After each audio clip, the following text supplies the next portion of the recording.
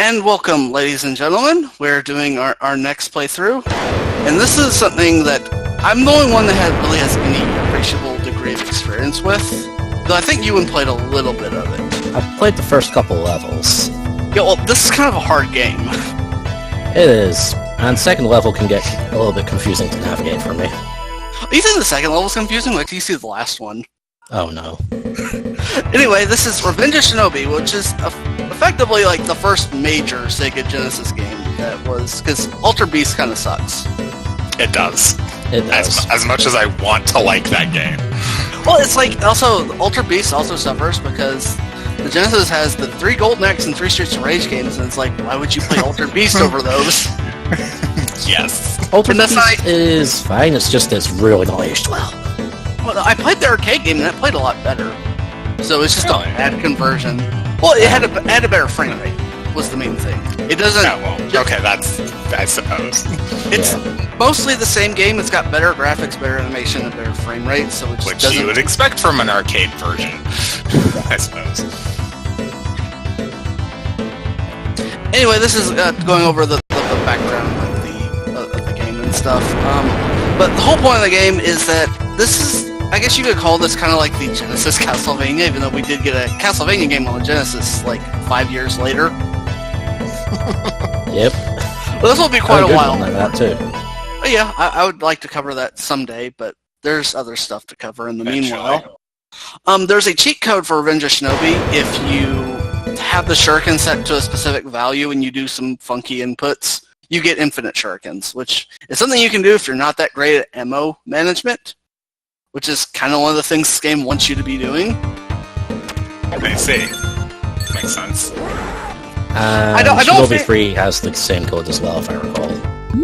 Well, Shinobi 3 has a code that activates like support for the 6-button controller, and you can do all kinds of funky stuff in that. Oh, that's cool. It's one of the few Genesis games that actually does anything meaningful with the 6-button controller, which is a shame because I think it's just ergonomically a lot better than the 3-button one. Oh, the power-up. Yeah, the power-up basically, I believe it doubles your attack power for like all your sword attack, and your sword attack happens only when you get up in close range to an enemy, and your shurikens. And if you want to kill bosses really fast in this game, you want to have the power-up. Actually, I think You're also doing this parrying animation? Like, does that actually mean anything? You parry like random projectiles. Okay. When you have that's what I figured, I just wasn't sure. The parrying only works when you're moving. If you're standing still, you won't parry. Oh. That's actually really interesting. Well, you can't just sit still and block it. That's clearly the point, but that makes the gameplay actually seem a lot more interesting on paper anyway.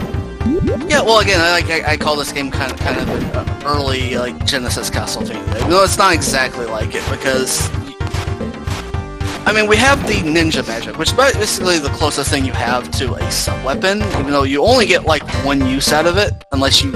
Well, there's extra items you can find that have that kind of kanji symbol that you saw in the very beginning. That's an extra magic spell. That's an extra ninjutsu. Yeah. I noticed it's at nin. Oh, well, I can't read Japanese, so I didn't know that. Yeah. The first magic spell is the lightning one. I think it's I don't remember the names of them. One's the lightning spell. It's basically a shield. It protects you from several hits, which, as you can guess, the best use of that is protecting your power. In places where there are, like, tons of enemies. And there's a secret, like, health up right there. Yep. The second spell is the fire one, and it basically nukes the screen. Woo. I've got the wiki up, so I've got the names. Ikazuchi, which translates to Art of Thunder. Right. Karyu, Art of the Fire Dragon. The third one is it's effectively a double jump. Well, no, you have a double jump. I mean, you jump twice as high. It's the jump spell from Zelda 2. Yeah, it's actually really like.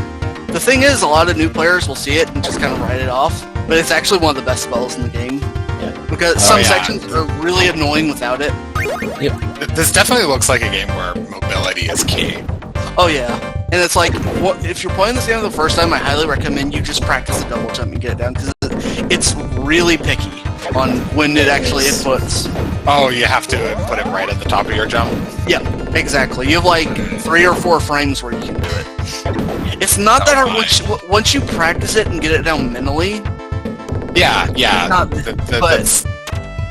But getting it right the first time and figuring out, okay, what exactly did I do to make that work? Yeah, that's without a doubt the double jump is the clunkiest part.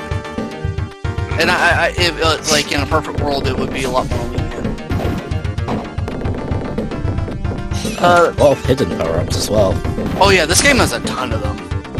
I didn't know a lot of these beforehand. I actually looked up a YouTube video to find where a lot of these were. And some of these are just in places you don't really expect, but it's like, I guess, a reward for just finding stuff. Reason to come back for more. And if you know what, the main thing you want to know is where all the extra magic charges are. Yes. Yeah. That makes perfect sense. That makes your life so much easier. Yeah. But the double jump, the double jump one is Jutsu Fushin, which translates to Art of the Floating Body. And then the fourth one's a weird self-destruct. Which I'm sure we'll get to. Well, yeah, it's by far the most powerful spell in the game. Because if you have extra lives to spare, it's a boss destroyer. Yeah, it does a lot of damage, but it costs health, I believe? I thought it cost a life. Yeah, okay. you kill... I'm pretty sure I remember that from what little I've seen of Shinobi 3. Anyway. Yeah, it's like the spells work the same way between this and Shinobi 3. Yeah. Jutsu of Mijin, Art of the Particle. Particle? Yeah, it's an oddly specific name. Huh. This and Shinobi 3 basically share all the same spells. I think Shadow Dancer, which is the second game, like when it goes from Revenge of Shinobi to Shinobi 3, Shadow Dancer is kind of weird.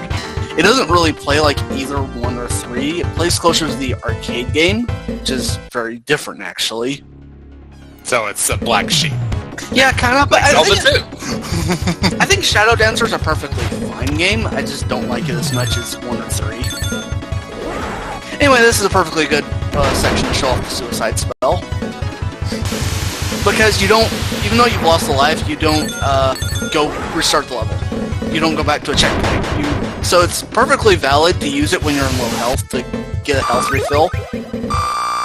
Yeah, that's a good way to measure skill, is knowing when to use that and not be wasteful.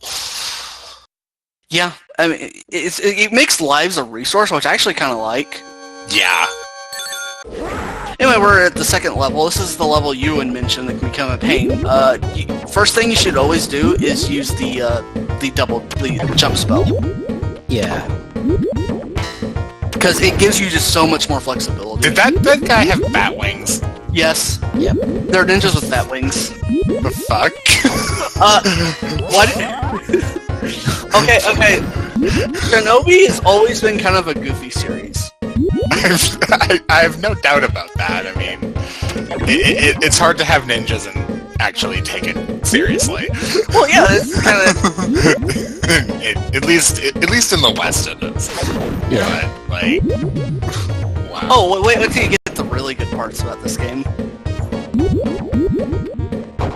Anyway, there's a magic spell down there. That one's really tricky to get, especially if you elect to use the jump spell.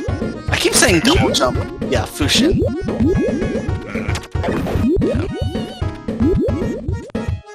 Yeah, there's some enemies that are placed kind of specifically to try and dick you over as well. Yeah, it can be done a little bit. Yeah, that one right there that you just bounced off looks like ass. Oh, well, that's the thing. Making contact with an enemy doesn't actually deal damage. It's the actual projectiles. Yeah. Okay. Well, or if they do a physical. I figured since you bounced back and got this, like, Belmont knockback, I just automatically figured you were taking damage. No, if you notice, I was taking no damage at all. Huh. And I still kept my power up, too. because again, damage only it doesn't count if you just jump right into them, which is actually something you can kind of abuse. Like jump into an enemy to get some quick invincibility frames. I wish I thought of that with some of the segments in Shinobi 3 because of how particular enemies are positioned. Well, Shinobi 3 is just a much faster paced game. So that kind of trick doesn't really work. It's a lot more smooth also. Anyway, we could leave the level going that way, but there's a special item I want to go grab down here. Now you have to be careful because these logs will disappear after a certain amount. Yeah, that looks really specific. Yeah, you don't want to guess how many times I had to re-record that. Hint, it's more than one. Oh, probably. Ooh. That's a nice Nobody bit of cares music. about you save state abuse.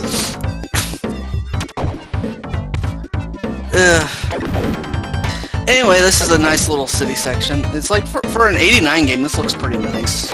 Yeah, this... Like, I'll buy that this is 89, but it does look... It looks like it's on par with, like, the stuff in the launch era Super Nintendo. Well, yeah, but Super Nintendo, in its defense, is a little trickier to work with, from my understanding. It would get down in some really nitty-gritty technical stuff, but the gist that I know of is Super Nintendo is considered more complicated. I wouldn't be terribly surprised by that. Yeah, I wouldn't be surprised either. Well, the music for this stage is also pretty funky. Oh yeah, well again, it's Yuzo Koshiro. He's the same guy that did the music for Streets of Rage, and he did some stuff for, I think, the E-Series, Etrian Odyssey, and various, like, old Japanese computer games. Nice. Where he really got to start. Actually, believe how Sega got Yuzo Koshiro to do work on this is they made a custom sound driver that basically could load stuff that would work on a PC-88. Damn. Huh. That's Yamaha, one way to get someone's attention. Well, Yamaha synthesizer on both. Because essentially how the music works under Genesis is that, at least for the FM synth, it's literally just binary commands. It's not like sampled audio like the Super Nintendo. Binary commands that most companies could not figure out how to use properly, so many Genesis games sound like ass. They sound like ass in the West, but I think the Japanese stuff sounds fine. Yeah. Yeah, Braveheart. Japanese-made games definitely are more consistent. Yeah, well, it's a lot. Well, Japanese games are also a lot catchier, and it's like a lot of the really bad Genesis stuff you'll notice comes from Western devs that specialize on the Amiga. I don't know why; it just seems to be a thing. The Amiga. I'm gonna be honest, I forgot that it existed. Well, yeah, I've actually seen an Amiga. Well, you are not surprised. You're European. Yeah, fair point. Well, I've never actually seen an Amiga in my life, but it has a cult fan base. But the thing with the Amiga, it has the same processor as the Genesis. Ah. The Motorola 68000, so it's a lot of programming tricks could carry over from one to the other. Makes sense. Also, now we're fighting the army. Yeah, just After being in a club, we go to the military base, clearly. Yeah, Oh, that is very cool with the background. Yeah, Yeah, well- okay. I wasn't expecting that you'd be able to do that. yeah, that was the thing that the Genesis compared. I mean, again, this is being compared to the NES, not the Super Nintendo. Is the Well, yeah, the Super Nintendo wasn't out yet. Yeah, it wouldn't be out for another couple. We'll be out in 90 in Japan, but not 91 until for the West. But it had multiple background layers. I believe it has 4. It is background A, background B, a window, and a sprite layer. I believe is how it works. So you're just going back and forth between background layers. Yep, and you got another one up for points. Oh, yeah, more ways to abuse the suicide spell. Yep. Yep, more forgot mage and that. spam. Yeah, I forgot that you get that. It's a fairly low amount of points for a life, actually. Which I don't mind. Well, I mean, if they're giving you a spell that uses lives as a commodity, you might as well make sure some quick Well, that's the ways to thing. use it. Very few people use it. Well, yeah, because it's like, oh, this kills me. Of course I'm not going to want to use this. Well, wait, just hold on. Yeah, it's actually the most busted spell in the game. Using it is straight up better than dying, so... Yeah. If you're gonna die and you have a spell charge, it resets your spell charges. Oh my god, that's busted. Okay. That is busted. So you can just spam it as long as you have lives to spare. If you do have multiple spell charges, like you've been collecting some of the power-ups, and you have like 3, and you use Meijin, I believe you would go back to 1. Okay, that would make sense, I guess. Still busted. Yeah. I mean, you can just use other spells. Like, you can use the shield spell if you're really that worried about running out of health. Yeah. Also, how do you like not Rambo? No. Oh, that's far from... You're getting shot in the shins a lot. Yeah. It's like, This how are you level- not bleeding? What the fuck, are we in an airship now? Yes. Also, don't stand in front of those doors. You will regret it. Oh, do they open and suck you out? Yeah. Oh man, that's dastardly. I would almost certainly fall for that because I don't think I would process that I was on an airship yet. Yeah, I'd be the same. I mean, to be fair, we were just on the ground in a base, and like there wasn't an airship in sight. And then suddenly, oh hey, now we're 50,000 feet up in the air. Welcome to Shinobi. There's an area section in like Shadow Dancer where you're on the I think the Statue of Liberty, and there's a boss fight on there. So just weird locations is kind of the franchise's MO. Yeah. I mean, I have nothing against that. It's just the sudden shift. It's like, where did this even come from? Yeah. Like, it's part of the same level. But it's like it's almost like we went from Casino Night to frickin' Sky Chase, or Wing Fortress rather. I was thinking more Flying Battery. A Flying Battery works too, yeah. Yeah, but that's also partially because the music kind of reminds me of Flying Battery. Oh yeah, yeah. It's not as aggressive as Flying Battery. No. Also, Flying Battery is supposed to, I believe in the original Sonic 3, is supposed to be at a different place in the level order. Huh. Probably. They probably rejiggered the level order a lot when it came to splitting the game up into the 2 cartridges. Yeah. Yeah. The weird thing about Sonic 3 Knuckles is that the fact that the game runs in emulators at all is kind of a happy mistake. Yeah, I don't quite understand that. Let alone Knuckles and Sonic 2. It's kind of complicated, and I will probably be mis-explaining some things, but basically the Sonic 3 Knuckles ROM you can find on the internet is the Sonic and Knuckles ROM stapled on the top of the Sonic 3 ROM, and it just works. Because So, like, they just opened up a hex editor and copy-pasted the Sonic 3 ROM data into the end of the Sonic and Knuckles. Sonic and Knuckles is at the end of Sonic 3 ROM. Oh. Also, that's it. Oh, is this okay, boss? actually that makes more sense. Considering Because it's just like... cartridge. Yeah, it's like the thing Sonic and Knuckles cartridge is doing under the hood to like facilitate the lock-on is... It's simple and complicated in really stupid ways all at the same time. It's really hard to explain. yeah, the fuck is this boss? Yeah, we kind of glossed over that in the talk of lock-on tech. That was a brain in a jar. What the hell? This game is... If you think that's the weirdest boss, wait till you see some stuff later. Actually, that would be the boss of this area. But the thing with that boss that's kind of annoying... So now we have soldiers in a scrapyard. Yeah. What's with all the crates that have bombs in them? Bombs.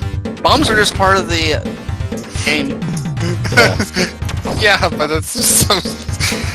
It feels excessive. Also, Oh, hi again, not Rambo.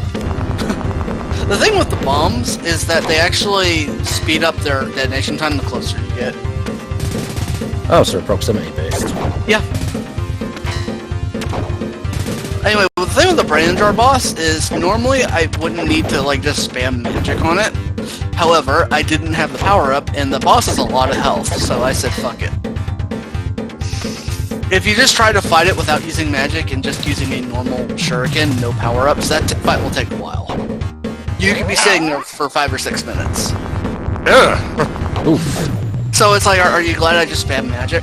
Yeah. Well, first of all, if you have the spells to spam, you may as well. Yeah, because spells don't carry over from rounds. They carry over individual levels, but not rounds. Yeah, that's what I figured. I figured it would reset after a boss fight. I mean, I would say that otherwise you could just carry them all over in the final boss fight, but that doesn't quite work that way. So the final boss, well, okay, it can and it can't, depends if you want the good ending or not.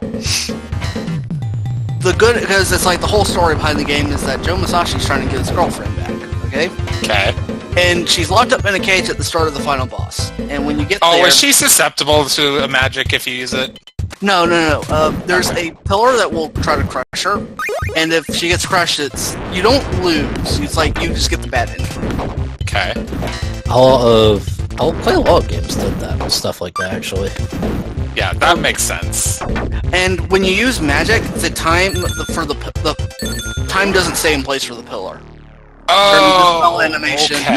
Okay. So it's like it doesn't mean you're prohibited from using magic if you want the good ending, but you have to be really specific about where you Yeah. get it. Yeah, okay. The strategy I use is just try to carry a lot of magic charges, and I will try to have... There's a power-up right before the final boss. So get the power-up and then just use the shield spell, and just go ham on the boss. Makes sense. Use a shield to keep yourself alive. Well, just alive, but to keep the power-up. And the power-up, yeah, obviously. Because I'm actually really bad at dodging that boss. Yeah. Because I remember the final boss of Comic Zone had something similar with the time limit for the good ending. Yeah, Although another thing with Comic Zone is getting to the final boss, because that game is fucking hard.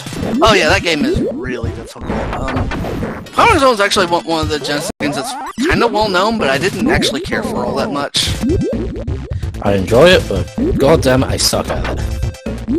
Yeah, it is a really hard game. Sounds like a lot of people's opinions of Dark Souls.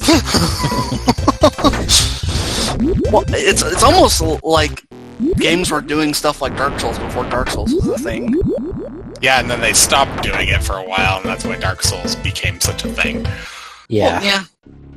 I mean, they recognized a niche that was missing and filled it. Hi, Arnold Schwarzenegger.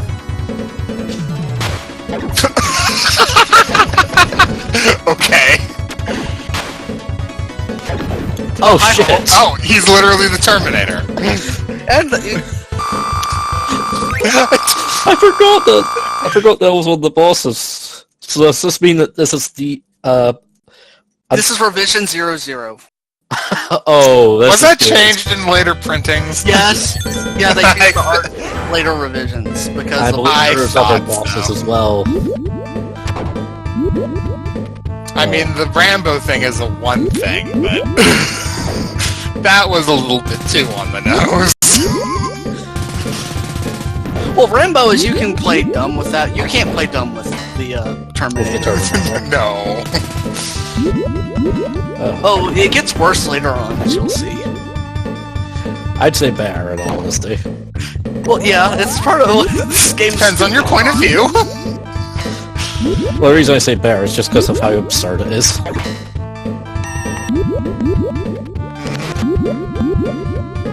Anyway, you for this level, you should almost always start with the jump spell because you're going to hate it if you don't. It just lets you skip through. All these lasers are going to get annoying.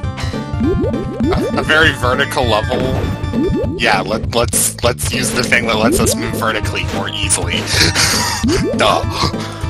Yeah, I believe that was just replaced with a generic cyborg in later revisions.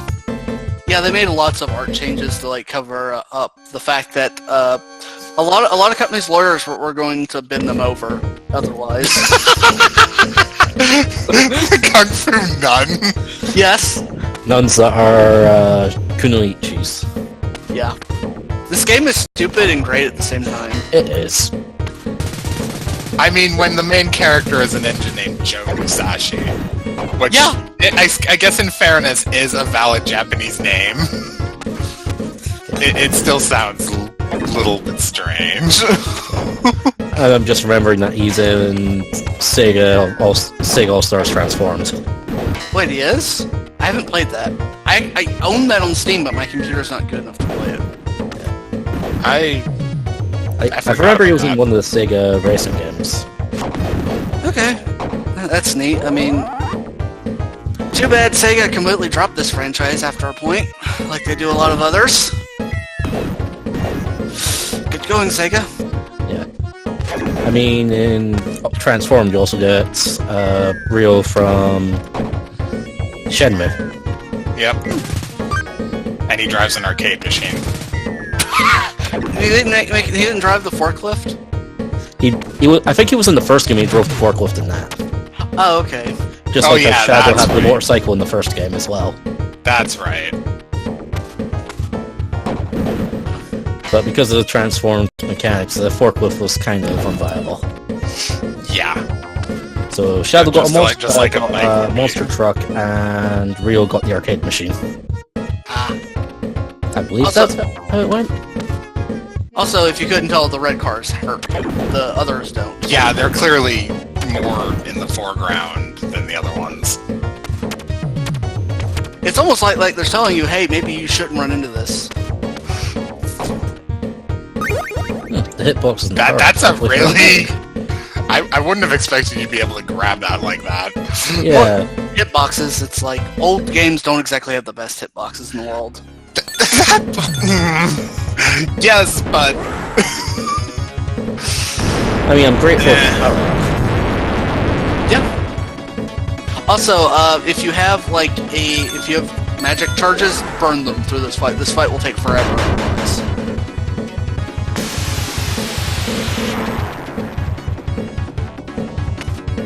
Boom, you're done. Basically, you just move throughout this military tank, killing things as you go. Also, those electrical sparks are going to be your bane of your existence.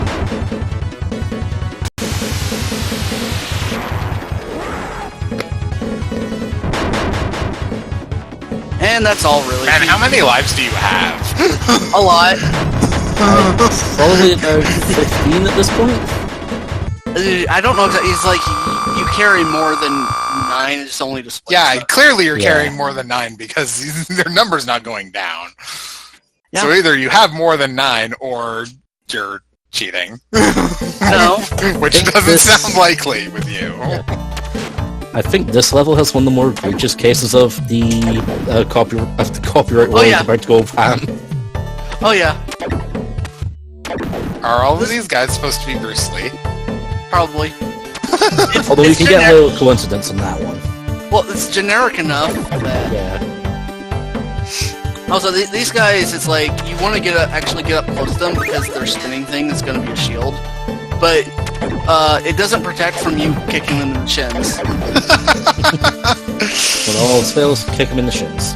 Yeah. Because if you try to kill them with shurikens, you're going to blow through a ton of them.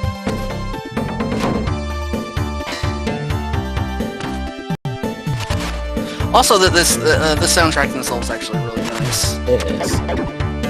Oh, hi, Chun-Li. Hi, not Chun-Li. It's Chun-Li, but they changed the color of her outfit. Well, actually, this... What year was Street Fighter 1? Actually, wait, this would predate Street Fighter 1. Yeah, it would. Yeah. At least it would predate Street Fighter 2. Yeah. Street Fighter 1 didn't even have Chun-Li, if I recall. Oh, okay. No, I've never played the original Street Fighter. The only real character most people haven't. There's a damn reason for it. Yeah, a damn good reason. It sucks. Well, I'm not exactly a fighting game aficionado, so... There's only 3 characters that, if I recall, getting into Street Fighter 2, and that's Sagat, Ken, and Ryu. And Ken and Ryu are literally just palette swaps of each other. Well, that sounds like most games of the time. Yeah. Yeah.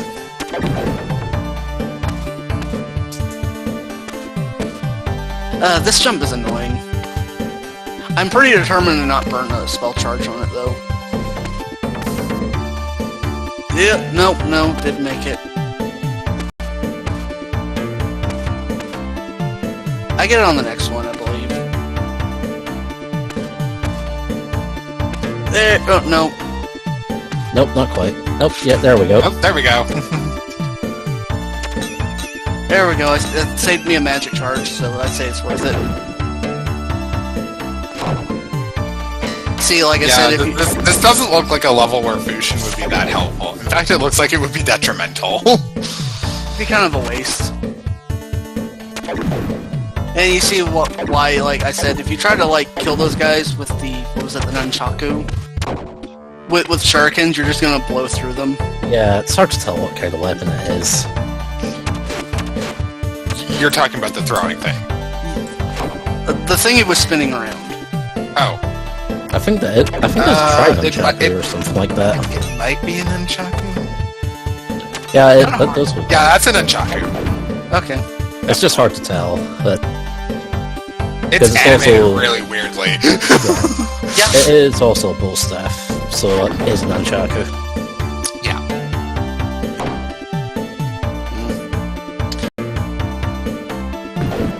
I believe after this is the next boss fight, which is like literally just one room over.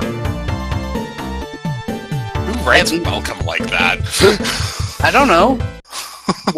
Why does Starlight Zone have cope in bright letters in it? Oh no, I was mistaken. We have this train level. I'm guessing getting hit by a sign might as well be instant death.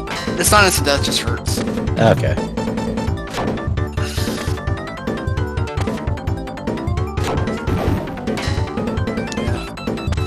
But, what was I gonna say? After this is the next boss, but,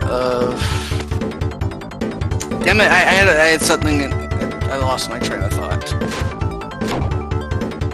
Do you guys have anything? I mean, you just went from Chinatown to a bullet train, so... Yeah. Well, clearly Joe's getting a ride out of here. He's had enough of China. What I'm surprised he's surviving is the wind burn. Yeah. Well, yeah, the wind resistance alone will probably kill him. Yes. But then again, video games. Yeah. True. This is making me think of a Mega Man level for some reason, and I'm not sure which one. Yeah, I was thinking that. That was Mega Man, what was it, 5? Probably? That had Which is really weird, 6. because, like, whoever thinks about Mega Man 5? Mega Man 5 is just kind of boring. It's there. Did you just parry a fucking flamethrower? I was just thinking that. Yes, you can do that. I was also thinking that flamethrower looks awfully like an assault rifle. Yeah, you can parry bullets too. I mean, that I'm not surprised by, because Bullets that actually looks like something you could... That actually looks like something you could block with knives, theoretically. Wasn't there... Not so much. Wasn't there a thing that said it actually wouldn't work that way? Mythbusters? I mean, realistically, it would probably just pierce through and break the knife, but... I mean, at least in theory, you could believe that.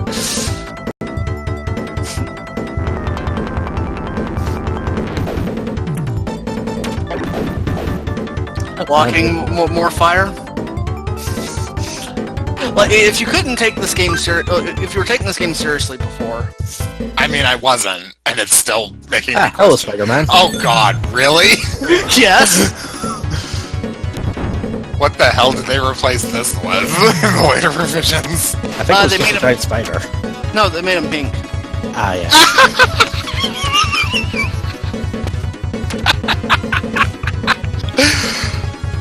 Yeah, they just made him pink. And now he's Batman. Which Hi, was Batman. replaced with a giant. Which was actually replaced with a giant bat. Yeah. So, pink vampire Spider-Man. Yeah. Yeah. Yeah, also, I think the official word of Spider-Man and Batman is that it's a shapeshifter. They still had to change it. Whatever. Oh, so for what it's worth, like every revision, like on every re-release this game has gotten, like on Virtual Console and stuff, as like with all the stuff edited out. For good reason. Yeah, I would. Yeah, I don't think they could sell it on Virtual Console otherwise. No. Just how much do you think I'd have to pay in royalties? Especially now, because I think the laws on that are stricter now than they were back in '89. Yeah. How about that water animation? That's pretty cool, actually. It has a kind of a oil painting look to it. I actually really like it. Yeah, it's definitely stylized enough that it doesn't look bad. If like the only thing that looks bad about it is how infrequently it moves. Like it feels like it should be moving faster. Yeah. Yeah. But you know, Genesis, it's like can't ask for everything. Yeah. This is one of those levels you want it to be really slow because enemies like to jump out of water. Huh. Damn water ninjas.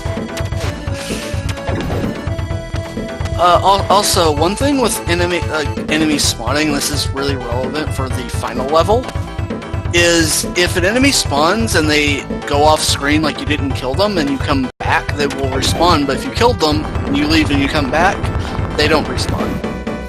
Okay. That's always nice. Well, this is relevant for the final level because the final level is kind of a maze, and you will be going in and around, and so you want to kill things so you don't have to fight them later. Because you'll And not probably... in a ship's engine room or munitions bay? Yeah. Jesus. How about that? I mean, I guess it does make more sense than some of the other transitions we've had. Yeah. I mean, it did look like we were on a relatively militarized dock. Yeah, that's what I was thinking.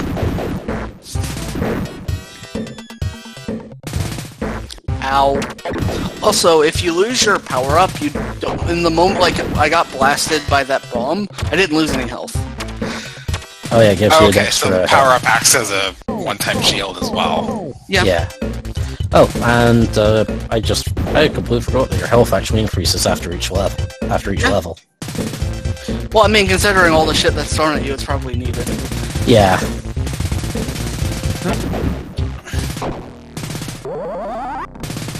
I compare this to Castlevania a lot, though I think Castlevania, like especially 1 and 3, are generally a bit better designed. Undoubtedly.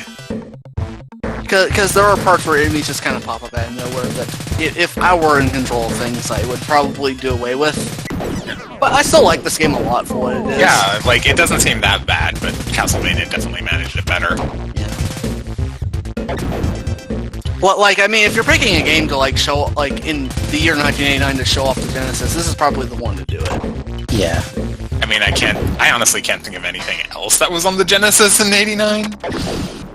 Because in my head, the start of the Genesis was Sonic. Still. Even though that was good 2 years later. I was thinking that. I mean, there's other stuff but they're niche games and genres that aren't so popular. Like, I would say something like Thunder Force 3 and Musha are graphical showpieces, but they're shooters. Not exactly the most popular genre in the world. Oh yeah, those, yeah, okay. Yeah, those pretty exciting. Oh shit, Godzilla. Hi. Yeah, you thought we were done with copyright infringement. No, I didn't think we were done with that. I was just wondering what was coming next. And I think this is the last one, though. Yeah. Everything else plays by the rules. I mean, I feel like the Spider-Man Batman guy would have fit better in this area than and swap Godzilla into the previous level, but Yeah, Because suddenly going through a munitions bay of the ship, and then suddenly, hey, Godzilla's in the cargo bay. What? yeah, and How big is the ship then? I don't know. In fairness, this isn't really Godzilla-sized Godzilla. Yeah, Because otherwise we'd be smaller than his fucking toe. exactly. The thing is, with the later versions, Godzilla is just a skeleton. Of Also- all the boring things. Yeah, it's just like a Godzilla-shaped skeleton, so meh. Like, they could have at least, like, done like a T-Rex or something? I don't know.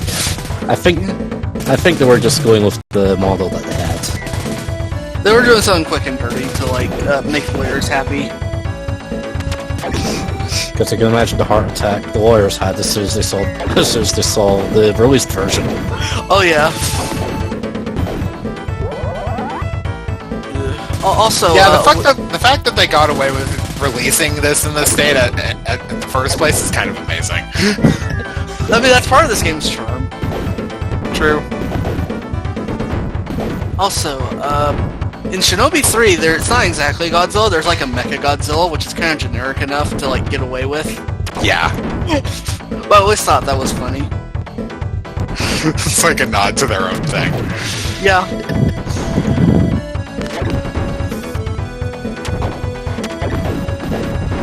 How about that water animation again?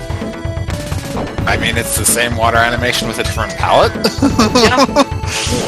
But it feels like it's more effectual because of the rain, I guess. Yeah. I mean, the rain is a nice effect. Because that actually reminds me, because I've actually been playing Xenoblade lately, and the times when it rains are actually pretty atmospheric. Yes. Yeah. When you're running around the plains and stuff.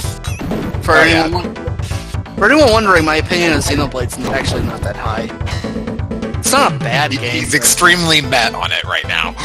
Yeah, it's okay. And now we're in some sort of cat. Yeah, this is the final level of the game. I hope you like mazes. The good thing is though, I know exactly where to go. And when I say I know exactly where to go, I mean I looked it up beforehand. As you should, with maze levels. So, Catacomb, we've had all this copyright infringement all this time, and you've compared this game to Castlevania. Are we gonna fight Dracula? Unfortunately, no. That would have been amazing. Oh, the best fucking fun. Yeah. Also, like I mentioned earlier, these enemies you kill when you're going in and out of rooms, they won't respawn if they're dead.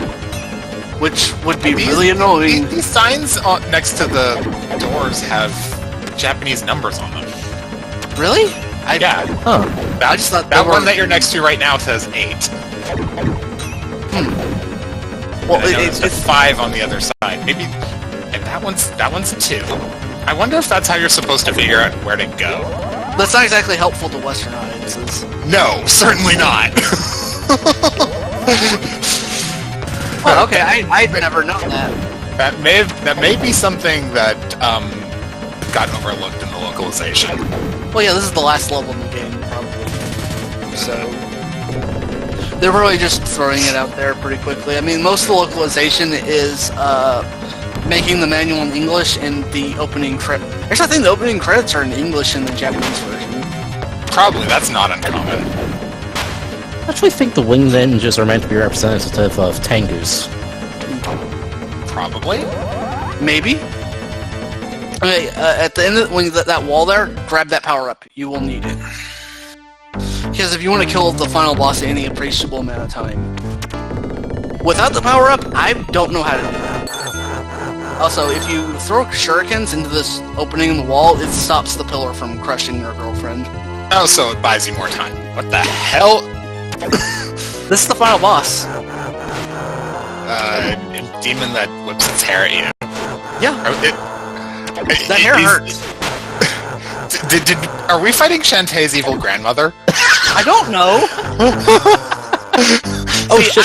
Oh shit! The ceiling is coming down while you cast. See, that's why you want to be really specific on how you use magic in this It's fight. actually coming down at fair speed. Yeah, that's really fast. Oh, but you did it. Yeah, you don't lose if she gets crushed, but you just get a bad ending. Yeah.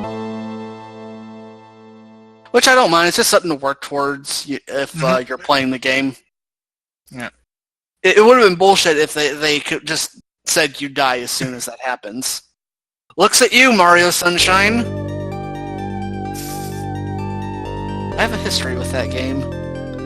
Yeah, because which part of Mario Sunshine did that? A lot, like half of it. The timed missions. Oh, okay, the time mission. Yeah, okay. Where Mario just has sudden. I thought we were talking specifically about trying to save someone else, and I don't remember anything like this in Sunshine. Final thoughts. I like this game a lot. It has problems, but it's kind of inherent. It does look kind of jank, but it also looks kind of charming. And it's also very Castlevania-esque. Yeah, I still think. Yeah, actually, Musashi looks like a Belmont in that shot. Yeah, this is very. Yeah, I like the game, but I need to go back and finish it.